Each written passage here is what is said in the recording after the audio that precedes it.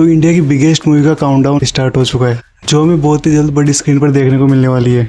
India की biggest movie जिसका budget 1 नहीं 2 नहीं बल्कि पूरे 4000 करोड़ है, जिसमें इंडिया के बड़े से बड़े सुपरस्टारों के साथ वर्ल्ड की best CGI and VFX company DNAG भी काम करने वाली है। और इसकी स्टोरी ऐसी है जिसको बिलियंस पीपल ने देखा है और उसको फॉलो करते हैं। एंड ये सब देखकर सबसे पहले एक बड़ा सवाल उठता है कि क्या ये मूवी $1 बिलियन का मार्क क्रॉस कर पाएगी। अगर ये क्वेश्चन किसी इंडियन फैन से पूछे तो वो तो बोलेगा कि ये आराम से 1 बिलियन का मार्क क्रॉस कर सकती है, लेकिन जो ऑडियंस मूवी के फैक्ट्स और मूवी की रियलिटी को देखकर बात करते हैं वो कहेंगे कि ये नंबर बहुत बड़ा है। और हमें ये बात भी याद रखनी चाहिए कि मूवी का बजट और मूवी का CGI ये डिसाइड नहीं करता है कि मूवी $1 बिलियन क्रॉस करेगी। आजकल नॉर्मल ऑडियंस में मूवी के विजुअल्स को देखकर बात कर रहे हैं, इसकी स्टार कास्ट को देखकर बात कर रहे हैं, लेकिन कोई भी ये बात नहीं कर रहा कि क्या इस मूवी का 4000 करोड़ का बजट इस मूवी की स्टोरी को जस्टिफाई कर रहा है। एंड इसके बजट को रिकवर करने में भी मूवी को बहुत टाइम लग जाएगा, क्योंकि ये मूवी उस ट्रैक पर है ही नहीं जिस पर $1 बिलियन वाली मूवीज रहती है। और मूवी के बजट और प्रमोशन को देखने के बाद ये क्वेश्चन जरूर उठता है कि क्या ये मूवी उस रोड मैप को फॉलो कर रही है जो कि $1 बिलियन वाली मूवीज करती है। इस मूवी के पास $1 बिलियन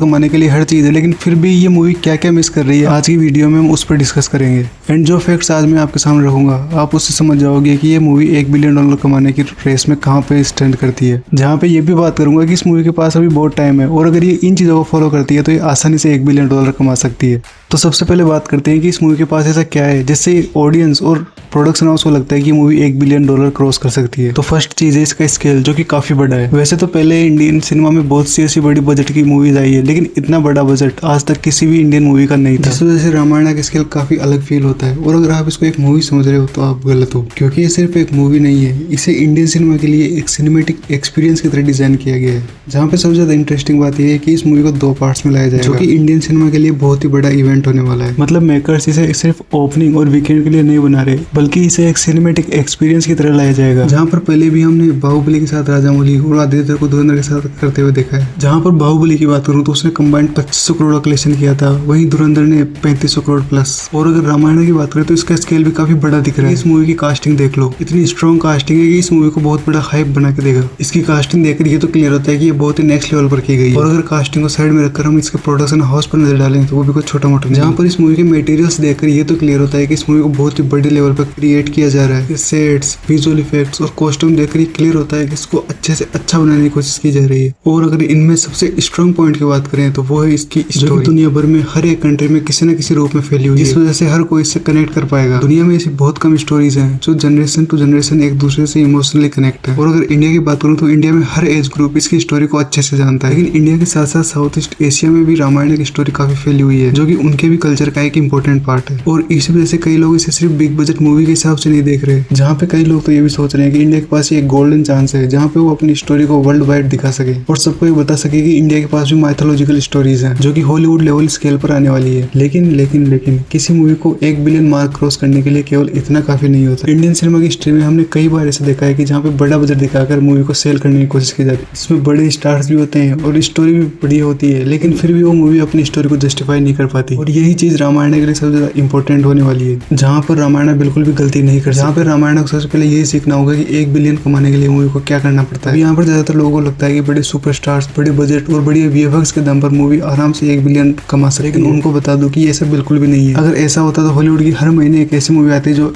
आराम से $1 बिलियन क्रॉस कर रही हो। अगर आप 2026 के अभी तक के रिकॉर्ड्स को उठा के देखोगे तो आपको सिर्फ 2 मूवीज ऐसी मिलेगी जिन्होंने 600 मिलियन के मार्क को क्रॉस किया हो। मतलब अभी के टाइम पे हॉलीवुड भी स्ट्रगल कर रहा है $1 बिलियन के मार्क को क्रॉस करने में। और इसी वजह से ये पॉइंट स्ट्रॉन्ग बनता है कि एक मूवी को $1 बिलियन कमाने के लिए क्या क्या पॉइंट फॉलो करने पड़ते हैं। तो देखो, ऐसे 2 पॉइंट है जिनको मूवी को फॉलो करना पड़ता है, जिसमें पहले पॉइंट पे आता है मूवी की स्टोरी और ऑडियंस का उसके लिए बिहेवियर, और सेकंड नंबर पे आता है मूवी का प्रमोशन। जिनमें अगर रामायण की बात करें तो रामायण सिर्फ फर्स्ट पॉइंट पे स्ट्रॉन्ग दिख रही है। हॉलीवुड की ऑडियंस एक ही एक चीज को बार बार देखकर बोर हो चुकी है, जहाँ पे उन्हें बिना किसी स्टोरी के वही हाई क्लास VFX देखने को मिल रहा है। आज के टाइम ऑल ओवर वर्ल्ड में ऑडियंस मूवी में स्टोरी देखना पसंद कर रहे हैं, जहाँ पे वो मूवी में रियल स्टोरी देखना पसंद। रामायण का सबसे बड़ा स्ट्रॉन्ग पॉइंट या कहीं एडवांटेज यही है कि उसके पास ऐसी स्टोरी है जिसको लोग पसंद करेंगे। लेकिन पहला पॉइंट तभी स्ट्रॉन्ग होगा जब सेकंड पॉइंट काम करे, जो कि है प्रमोशन। प्रमोशन जिसमें रामायण अभी के टाइम पे स्ट्रगल फेस कर रही है, क्योंकि इसका प्रमोशन अभी तक भी सही से स्टार्ट नहीं किया गया है। वहीं दूसरी साइड है राजामौली, जो भी अपनी मूवी के थ्रू इंडियन सिनेमा को वर्ल्ड वाइड ले जाना चाह रहे हैं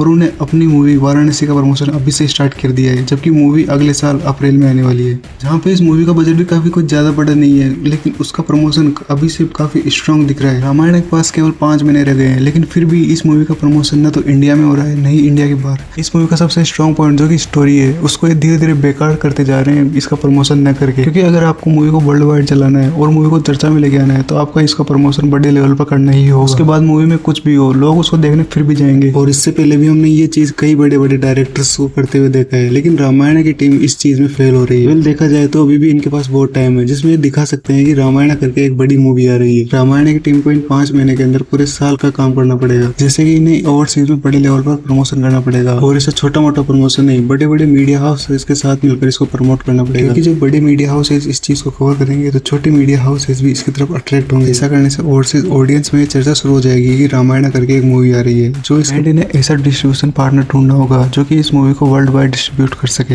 इस चीज को इन्होंने क्रैक कर लिया है, क्योंकि वार्नर ब्रोस इसका वर्ल्ड वाइड डिस्ट्रीब्यूशन करने वाले हैं। ये चीज आउट ऑफ द ट्रैक चली गई, लेकिन अगर प्रमोशन की बात करें तो इनको 4 महीने तक ओवरसीज में प्रमोशन करना पड़ेगा और लास्ट के 1 महीने के अंदर इन्हें इंडिया में प्रमोशन स्टार्ट करना होगा, क्योंकि इनकी 30 से 40% ऑडियंस इंडिया से होने वाली है। और अगर इन्होंने इंडियन मार्केट को क्रैक कर लिया तो ये अपने बजट को आराम से इंडिया से ही रिकवर कर सकते हैं। और ये सारी चीजें देखने के बाद सिनेमा की रियलिटी सामने आती है। मूवी की स्टोरी टेलिंग और वीएफएक्स कितने ही अच्छे हो, लेकिन अगर मूवी का प्रमोशन सही से नहीं किया गया तो मूवी फ्लॉप भी हो सकती है, क्योंकि मार्केट में जो दिखता है वही बिकता है। और अगर मेरी बात बताऊं कि क्या ये मूवी 1 बिलियन का मार्क क्रॉस कर सकती है, तो मेरा आंसर है यस। क्योंकि इस मूवी को 1 नहीं बल्कि 2 चांस मिलने वाले हैं। जहाँ पे फर्स्ट पार्ट ने अगर अपना बजट भी रिकवर कर लिया, तो सेकंड पार्ट बहुत ही बड़े लेवल पर फटेगा। बाकी एक लास्ट क्वेश्चन मैं आपसे पूछना चाहता हूँ कि क्या इस मूवी का फर्स्ट पार्ट ही 1 बिलियन क्रॉस कर देगा, या फिर दोनों पार्ट को मिला के 1 बिलियन क्रॉस कर पाएगी? अपना आंसर कमेंट में जरूर बताना, क्योंकि मैं आपके हर कमेंट का रिप्लाई करने वाला हूँ। बाकी अगर आपको ऐसे ही मूवी से रिलेटेड फैक्ट्स और मूवीज रिव्यूज पसंद है, तो चैनल को सब्सक्राइब कर लेना, क्योंकि ऐसे वीडियोस में डालता रहता हूँ। तो मिलते हैं अगले वीडियो में, तब तक के लिए जय श्री राम।